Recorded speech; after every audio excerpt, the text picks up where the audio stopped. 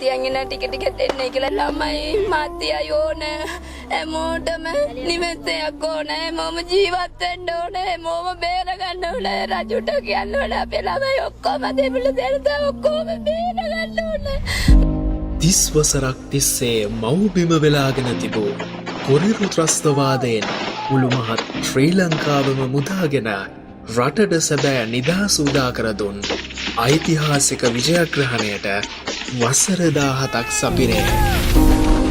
එදා මව්බිමේ ඒකීයභාවය සහ හෙට දවසේ උපදින දරුවාගේ සාමකාමී අනාගතය වෙනුවෙන් තමන්ගේ තරුණ ජීවිත